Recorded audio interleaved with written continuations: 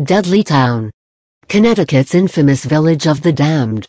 The deserted village of Dudleytown, while largely forgotten today, is believed by many to be one of the most haunted places in New England. It is felt that the place could be a concentrated area of negative energy, which may explain why it was abandoned and cursed many years ago. Dudleytown, also known as Owlsbury, is an extinct settlement in Connecticut. A remote extension to the town of Cornwall, it is best known for its haunted forest. It is listed in Weird U.S. Dudleytown was first settled in the mid-1700s as a farming community, despite the fact that the soil was too rocky and that the overhanging hills made the valley too shadowed for anything to grow profitably. Cornwall itself was never a large settlement, but was inhabited by farmers, millers, blacksmiths and other itinerant workers. Current records show initial settlement at Cornwall to have begun in 1738 by Thomas Griffiths, with the incorporation of the surrounding farming community in 1740. All that now remains of this early settlement, located at an elevation of nearly 1,500 feet, are some foundations, cellars and remnants of buildings erected over a century after the founders' initial log cabin was established. Despite the difficult landscape, Griffiths soon had neighbors who began to clear the land and to build additional homesteads and stone walls from the abundant stone found in the area. At least two of these neighbors were Abel and Barzillai Dudley. Abel is recorded as having bought more land in Cornwall on December 31, 1748. That there were Dudleys in Cornwall before 1750 is clear, as Abel was included in the tax list of 1744, and by 1748 Gideon Dudley had been recognized as a taxpayer. On January 2, 1749 Gideon Dudley was born in Cornwall, the son of Gideon.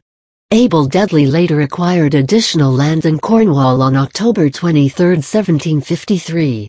Joseph Dudley, another son of Gideon, was born in 1755.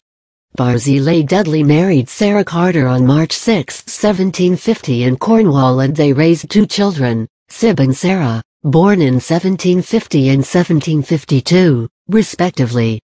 Barzillai Dudley is listed in Captain Lyman's company during the French and Indian War for 14 days in 1757 and is again recorded in the 1758 Cornwall tax records.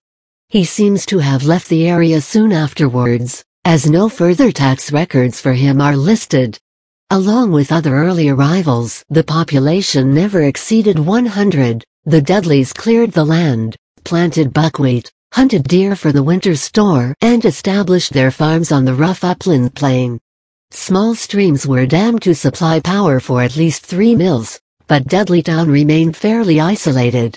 Ice Age glaciers had removed most of the topsoil from the Dudleytown plateau, leaving an abundance of glacial rock and granite ledges.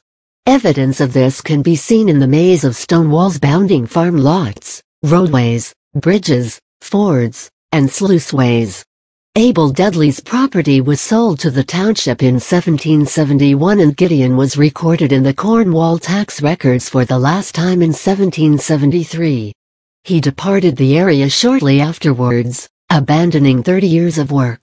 By 1766 his sons Gideon and Joseph had died, after their mother, Elizabeth Dudley, in 1765. A plague, probably smallpox, reached Cornwall and Dudleytown during 1774. The cause of this outbreak is not known, but is important in the context of the numerous infant deaths recorded in the small community over the previous decade. Abel Dudley did survive, to die of old age in November 1799. Of the various plagues that affected 18th-century North America, perhaps none were more devastating than the smallpox outbreaks of 1775 to 1782. An appearance of yellow fever occurred in the United States during 1702. 35 further outbreaks were recorded from this initial event until 1800, with almost annual recurrences between 1800 and 1879. With no new families moving in to occupy the abandoned homesteads, the houses that had stood for 100 years crumbled. Their massive hand-cut beams collapsed and decayed beneath protective blankets of wild tiger lilies. Brush and vine now reduce Dark Entry and Dudleytown roads to little more than tangled trails in a permanent gloom. Due to its haunted reputation, the area has attracted many ghost hunters, as well as adolescents willing to cause trouble.